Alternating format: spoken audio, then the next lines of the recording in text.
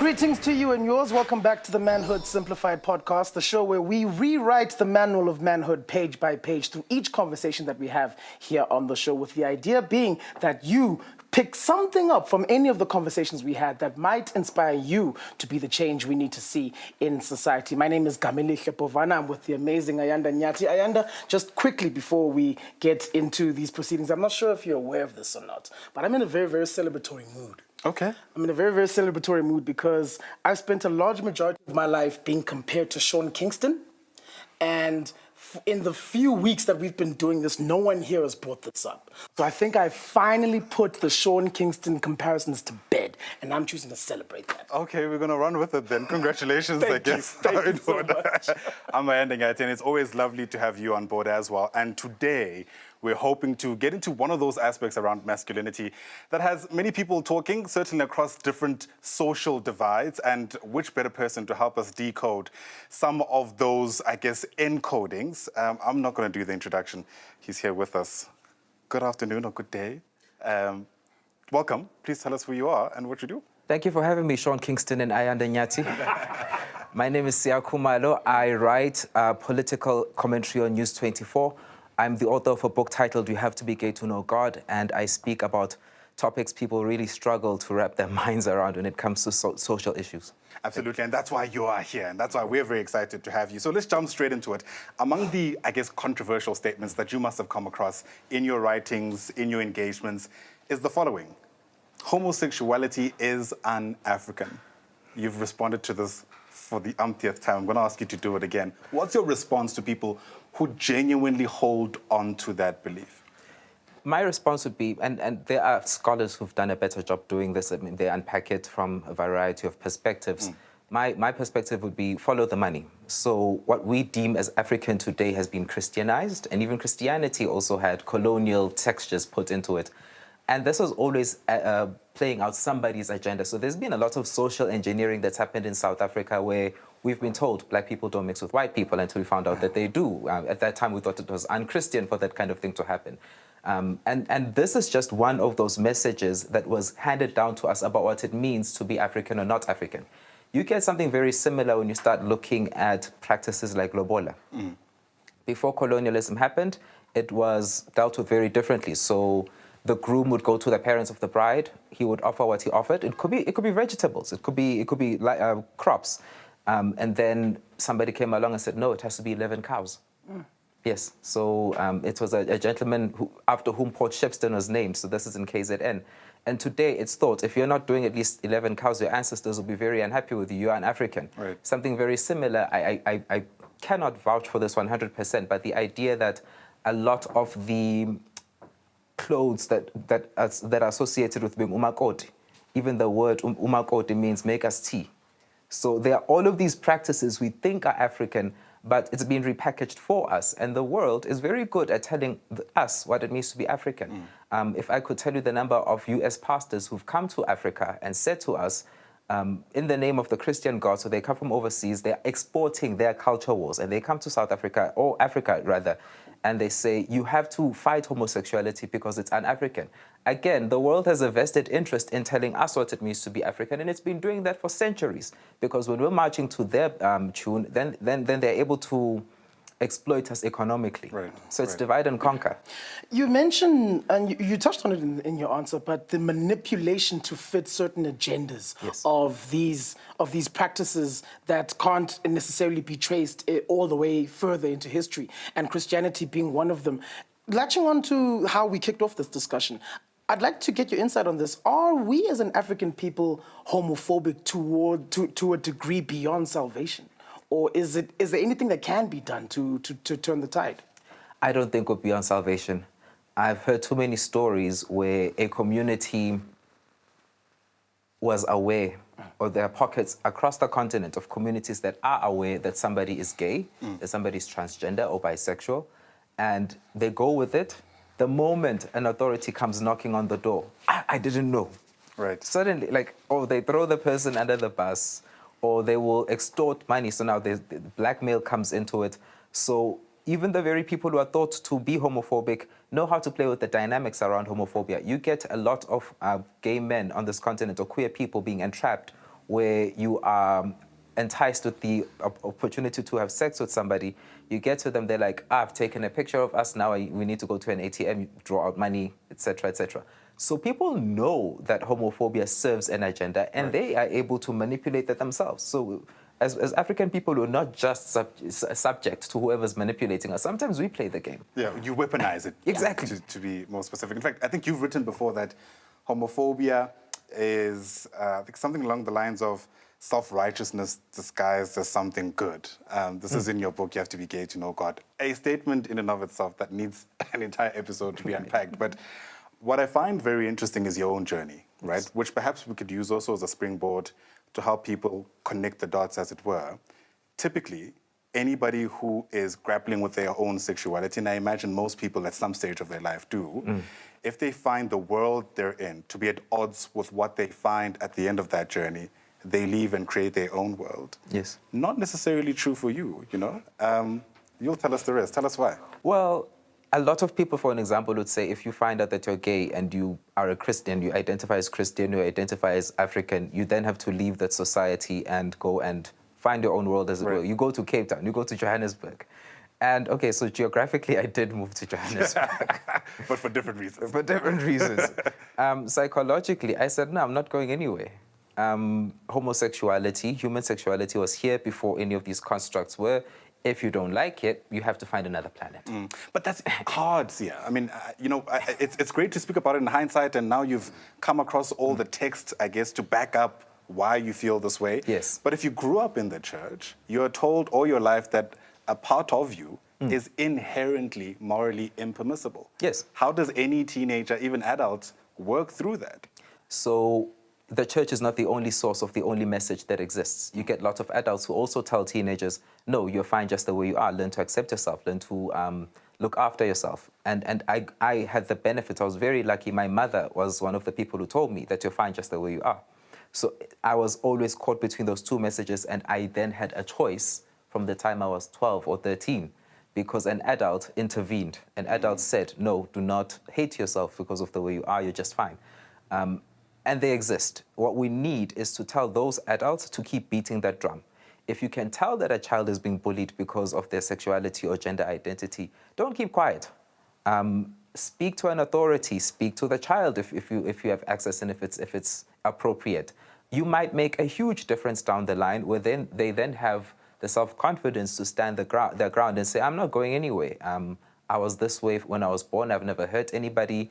We are allowing men who are deadbeat dads to run around without looking after their children.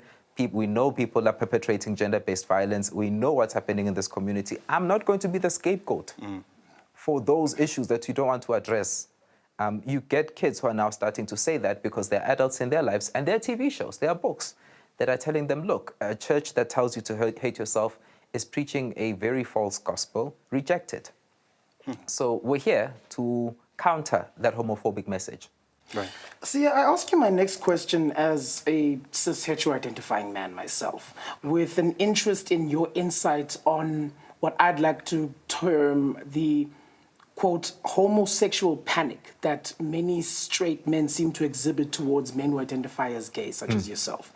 I'd like to get your insight on how you observed these instances of this, quote, homosexual panic in terms of the way straight men would seemingly edit and refine their interactions around you, being that you identified as gay and they don't. I'm thinking about things like how straight men tend to say things like "no homo" when they compliment another man, and the lengths that they're willing to go to separate themselves from that and not be associated with it. Can you take me through your observations of this element of panic within straight men and how harmful that further poses towards the LGBTI community as a whole? When I see that happening, that kind of behavior I've described, I always think, your wife or your girlfriend is in so much trouble because this person has a problem with femininity. They have a problem with the idea of something, of quote-unquote, compromised masculinity. Right.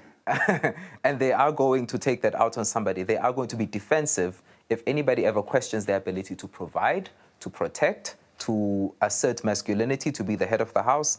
That person's in trouble. So whoever marries you Like, people think gender-based violence is something that happens by surprise behind closed doors. No, we see it building up. You see toxic masculinity or guys who are very thuggish, who push around, who are aggressive, not just assertive. We see these behaviors, we let them slide, but someone down the line will pay the ultimate price for it. So it's not something that should take us by surprise.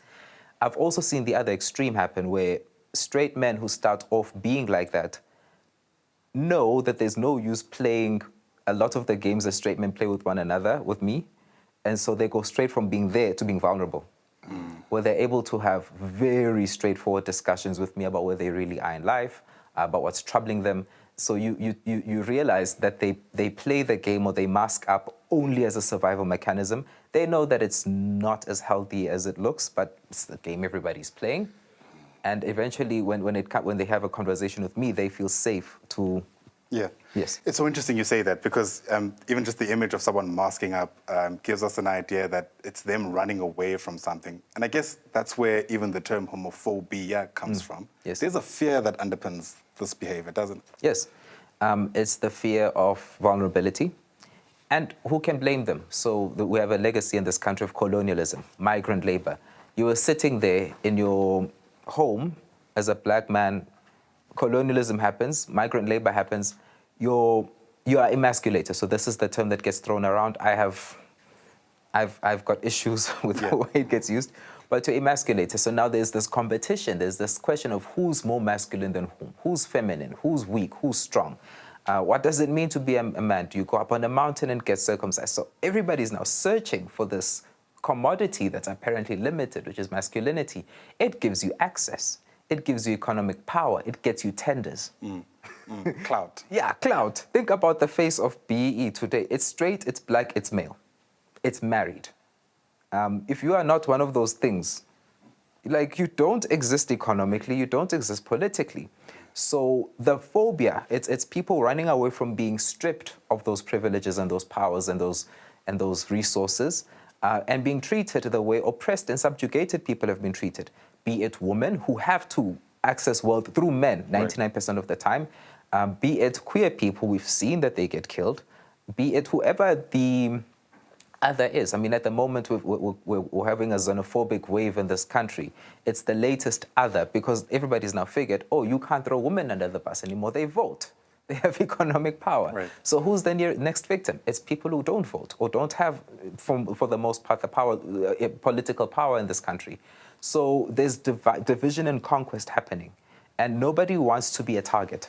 Right. So that's where that comes from, I believe. I'm curious, as far as the conversations that we tend to have around toxic masculinity, I've observed that a lot of it seems to be zoned in exclusively on the black community in this country. Yes. I'm curious to find out from you any sort of observations you've made about the possible parallels and differences in the ways in which these conversations around toxic masculinity and homophobia and the dangers that it poses are being had within the black community versus other racial communities, white, Asian, and etc. So we don't have the economic resources to play the racism game. And all oppression is basically another iteration of racism. So we're squabbling over one or two resources. If you look, for an example, at xenophobia, it's one black person killing another black person for a job that pays 3,500 rand a month, for an example. It's going to be more explicit. It's going to be more graphic because there are fewer resources to fight with. But if you've got class privilege, if you've got money, the resources you fight with become lawyers. It becomes very refined, very insidious, very, very invisible ways of fighting. So it's not as blatant. It doesn't jump out at you. Whereas if we are squabbling here for a pittance, it's going to get physical, it's going to get animal, because there are fewer resources to fight for and to fight with. I hear you. So that's what's happened there. So when you look at toxic masculinity, I mean, I'm from Durban. What does that mean? Loaded statements. Durban has one of, you want me to move across the race groups? Let's go. Let's go. Let's go. So Durban has one of the highest concentration of Indian people in this country. If you go online and you happen to engage one, so it's propositions for dating or sex, the boxes they are trapped in, that they're supposed to have a wife, they're supposed to have this particular job, whether they're inheriting the family business or going on to study. There are these expectations loaded on them. And so there's a very specific role that you will play as their lover if you happen to enter into it. Because they're playing these chess games with the other men in their families and in their communities. It doesn't look violent. It doesn't look toxic. Right. It doesn't. Yeah. It is. It's insidious. The resources they're playing with are just bigger. They're shinier. So it looks civilized. It looks elegant. You happen to know white people? This guy is one move away from being written out of the will. Or, you know, it's they're on the edge of. So it doesn't look like toxicity until you know the details. Whereas when we fight for things, if we have less money, in the event that we have less money, you can tell. So the conversation keeps getting focused back on what black people are doing, and I suppose the stakes are in many ways lower and higher because Speaking of black people, I mean, a lot of us will use our religion, our culture as a framework to make sense of things that perhaps we don't really understand. Yes. It's no difference for sexuality. You know, a lot of people, in a context where perhaps they have a one-on-one with a person who's come out as gay, and they don't understand what is going on, they'll just rely on what they've heard in church, what they've heard insofar as their culture is concerned, et cetera, et cetera.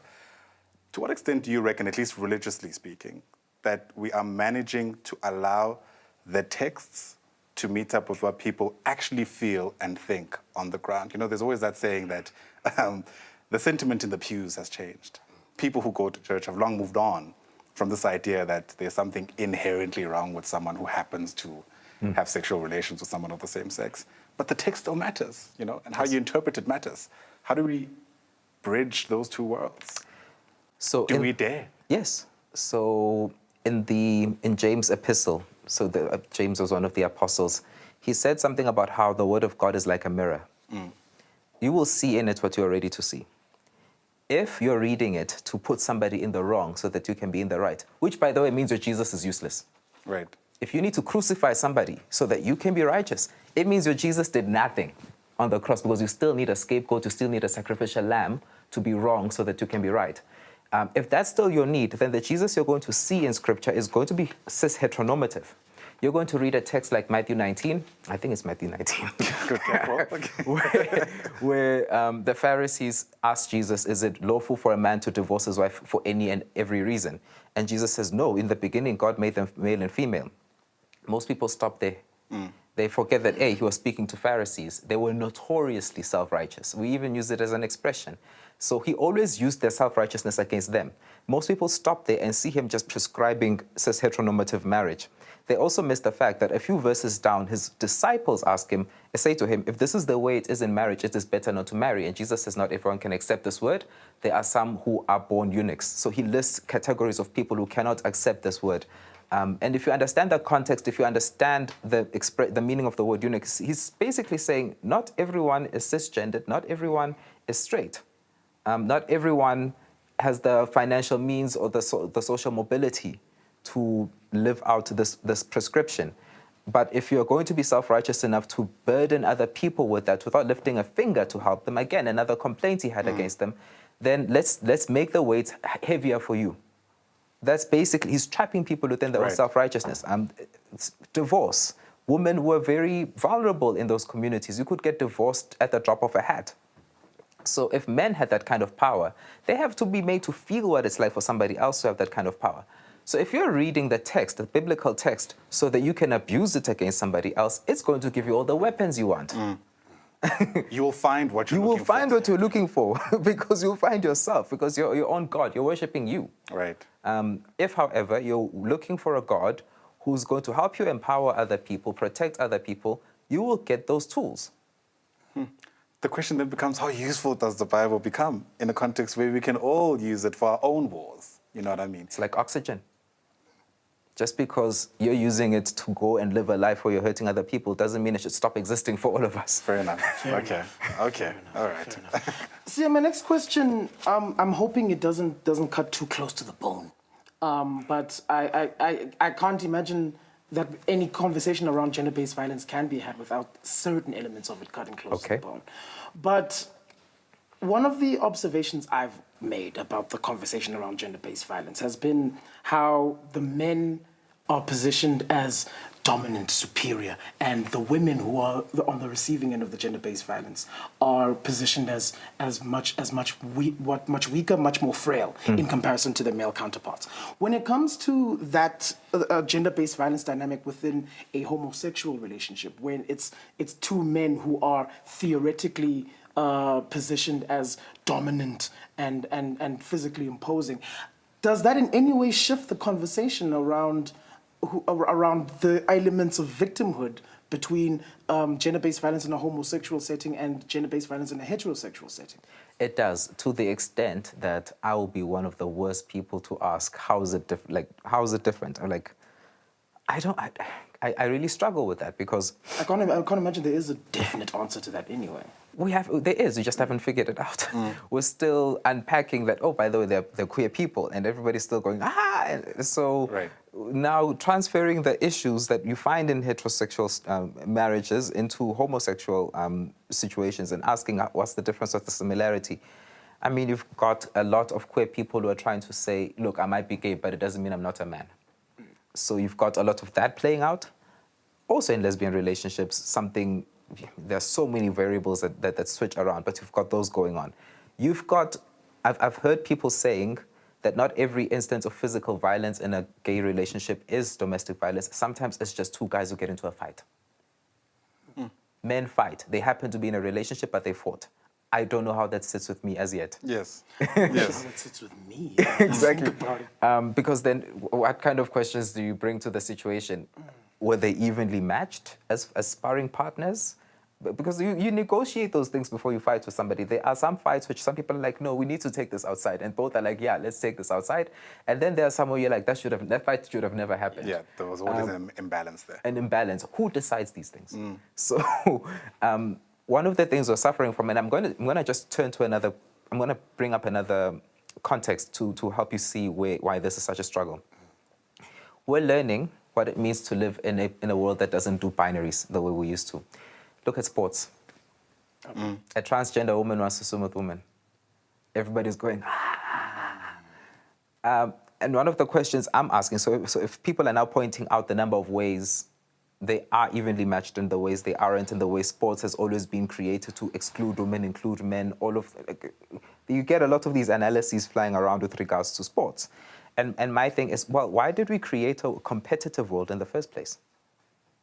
Why are we not problematizing that? What's the utility in competitiveness? Have we not invested too much in it? You get NBA players, entry-level NBA players who make 5 times what the US president makes. We have over-invested in a discipline and nature's now laughing at us saying, but there aren't only 2 genders, there aren't only 2 sexes. What are you going to measure? The amount of lactic acid a body produces, the amount of testosterone, like what are you guys doing? And what happens when you create robots who can run, they look human, but they can run slightly faster than any of us?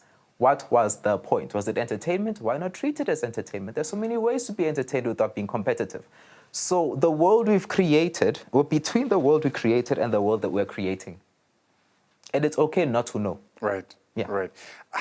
Not many people would admit that because we're kind of wired to figure stuff out. Yeah. So you can name them, label them, and hopefully in that world you feel like you're in control, which is ultimately what it comes down to, right? I want to kind of, bring back the people that we're kind of speaking to here in this kind of engagement, Sure. I'm thinking, since you brought up sports, of a person who leads a team who can see a player who displays different modes of masculinity in the team, is able to identify the threats that this individual is facing within the team, but is not equipped to respond to that moment, right? An adult, for argument's sake, who can see a soccer player who he suspects is queer. Right. In that world, where do they start? And I genuinely believe there are people who want to help, but themselves aren't empowered to do that. But they are, I don't want to minimize Yeah. the problem. They're actually in the perfect situation to start, because when you're creating a sports team is one of the best places, and this is where sports does have a use in society. A sports team is one of the best places to learn to be in a team. People, it's not a skill we're born with. Nobody's born knowing how to be in a family. Nobody's born knowing how to be in a classroom. Those are things we have to be very deliberate to create safe spaces. And sports, I mean, if you go and you win a match or you lose a match, fine, your ego your pride gets boosted or gets damaged, but you don't lose anything in the rest of your life, if that makes sense. Or you shouldn't be losing a limb in the process of your life, unless there's something very extreme about that one. Very passionate about this. Very passionate about the sport. So it's a safe space to learn to mold those emotions, to learn to mold those bonds, and to work with difference. And many times it happens organically, where the team realizes we need one another. This person must have made it through the selection process for a reason. So we cannot ignore the skill that they bring to the team. If somebody else had the same skill, they would have gotten the position. So now they learn to work within that. And what the coach can do is facilitate a process that's already happening.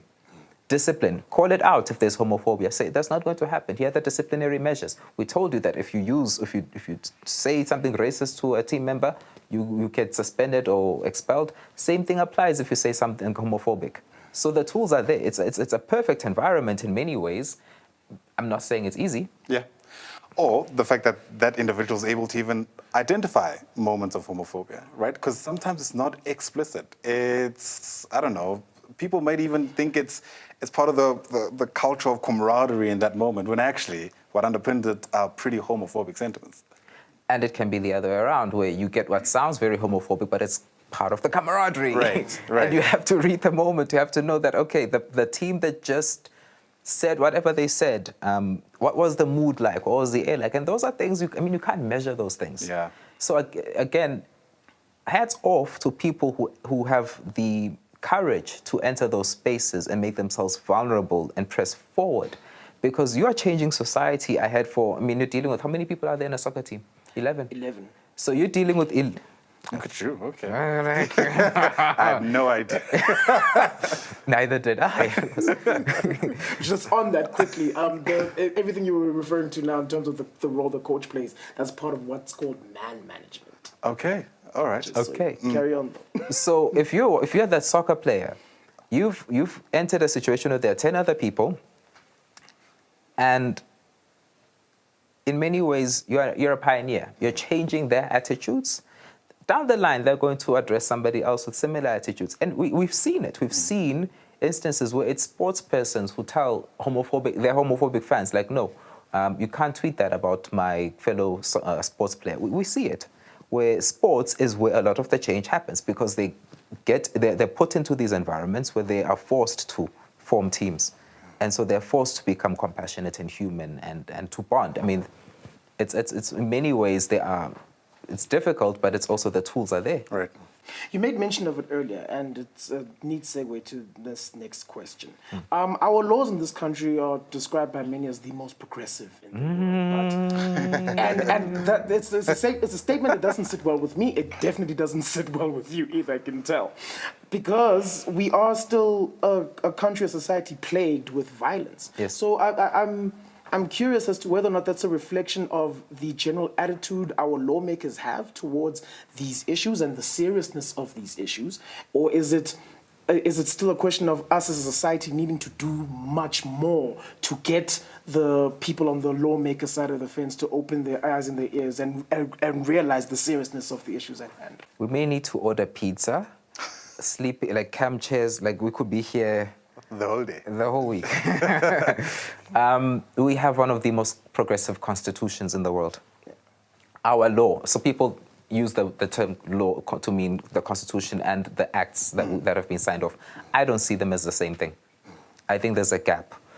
So for an example, the civil unions, is it now an act or a bill? That's now very equitable. So a Home Affairs official cannot say, no, today my religion forbids me from marrying a same-sex couple. They can't opt out.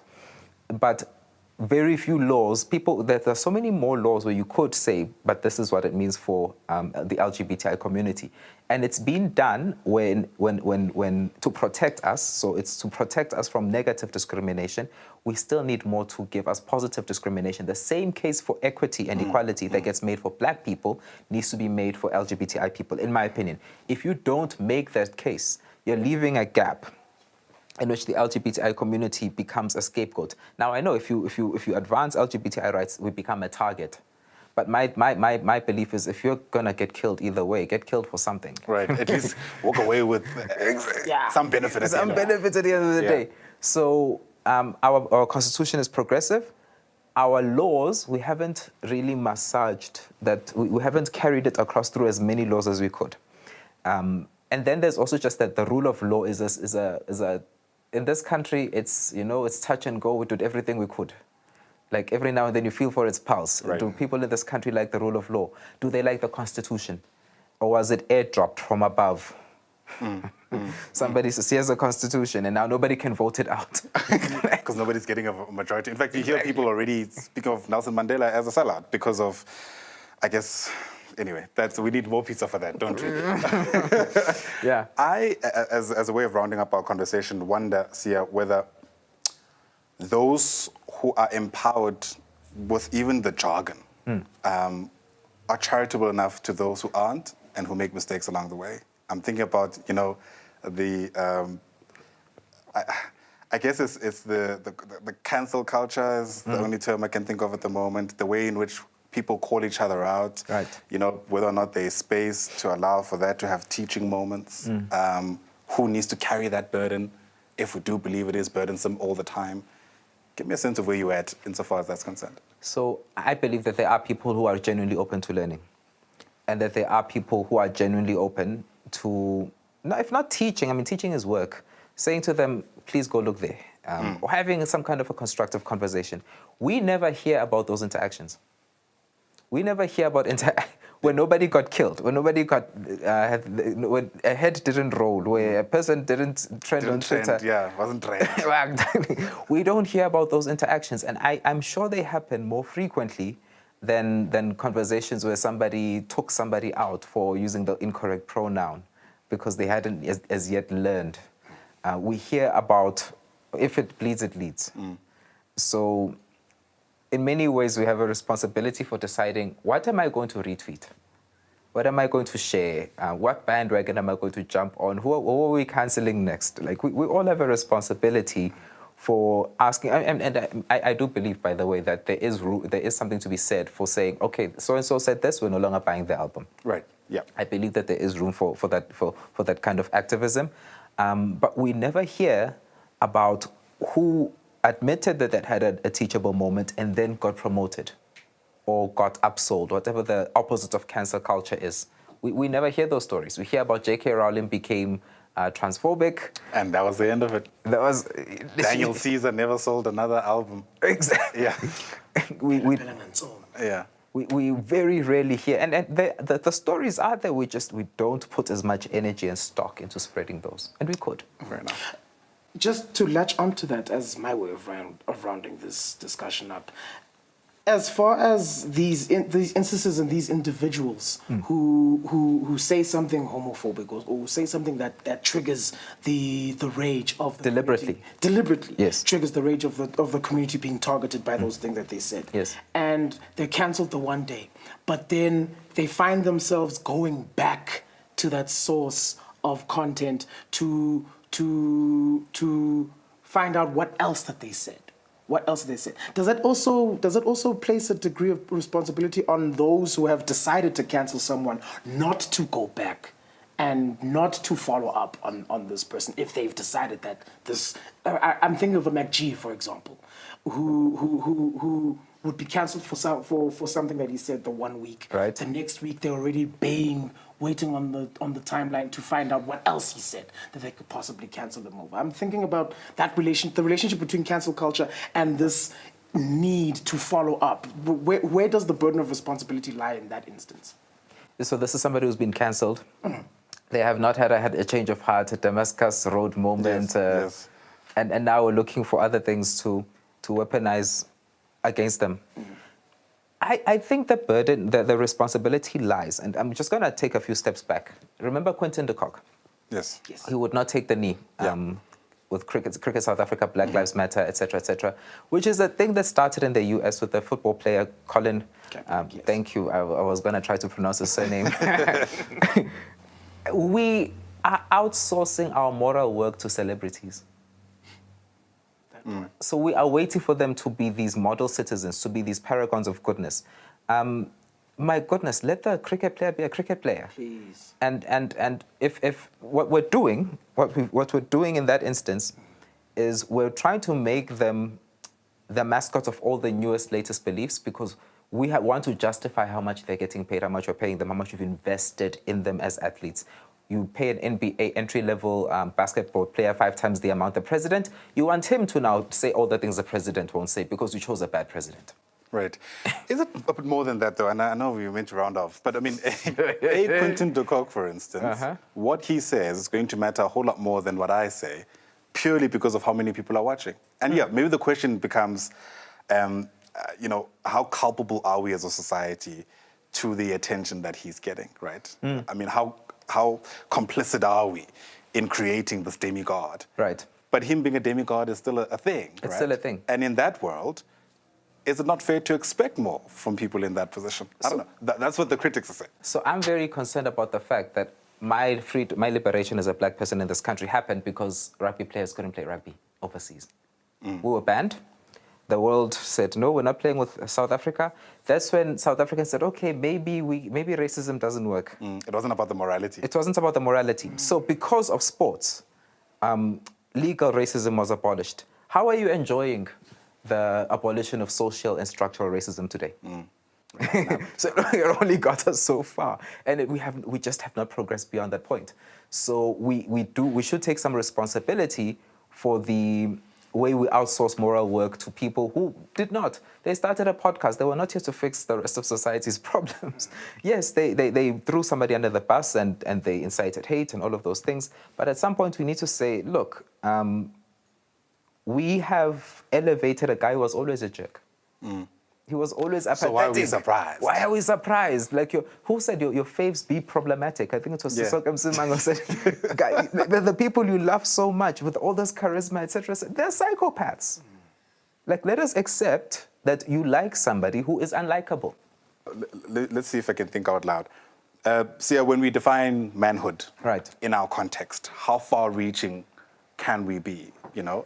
Because for some people, they struggle, for instance, to think of masculinity existing in its fullness, even in homosexuality. So what makes this tricky is you get social masculinity.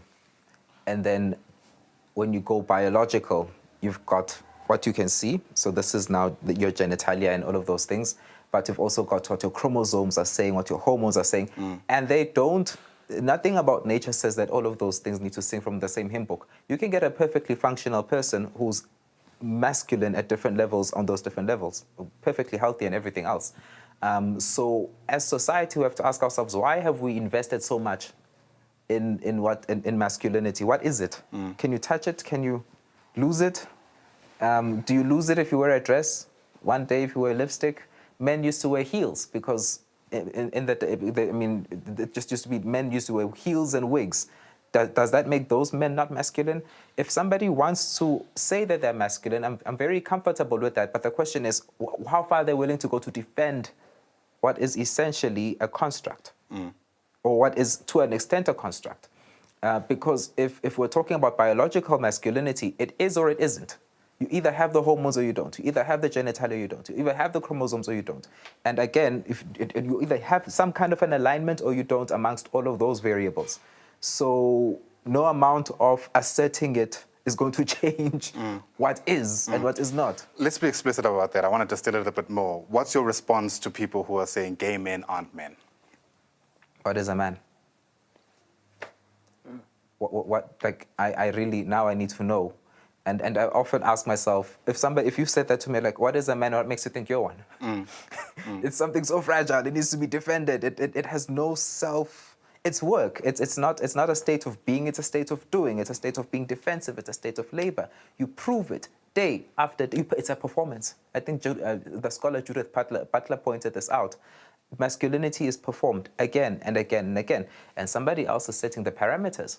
Your boss is setting the parameters, the economy, your government, the police.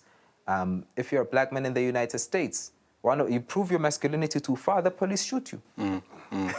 As a follow-up to that, a couple of shows ago, we had Dr. Shingai on the show.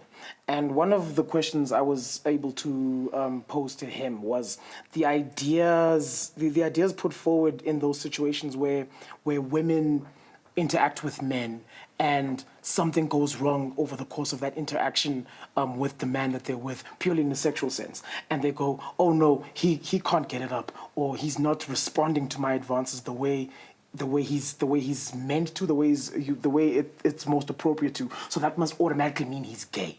I'm curious to find out from your insight how potentially harmful that kind of rhetoric, that kind of thinking from women can be towards the sustainment of this negative sentiment towards homosexual people, homosexuality as a whole. And are women aware of the damage that they're doing by harboring sentiments like that? Well, it's not just harmful to gay men. It's harmful to that particular. I'm guessing that guy in the scenario is straight. Yes, I assume. He's also being told masculinity is a performance. So you wake up in the morning, you can't be vulnerable, you can't be a child, you can't be playful. You now perform. This masculinity thing, perform. Whether you are stressed, whether you are sick, whether you are, whatever the state you're in, on command you perform masculinity. On command you get it up. That very idea. And then you wonder why there's gender-based violence. It's people who knew that they could not perform. My reputation is tainted. Resort to violence. Resort to violence. On that bombshell, we'll have to leave it. Sia Kumalo, what a pleasure. Thank you. And maybe we'll take you up on that offer of the pizza and everything else, given everything else we need to unpack. Sia Kumalo, Awesome. an author, scholar, activist, thank you very much indeed for coming through. Decode some of the complexities around what it means to be a man, not only in this world, but certainly in this country as well. To you as well. Thanks for watching.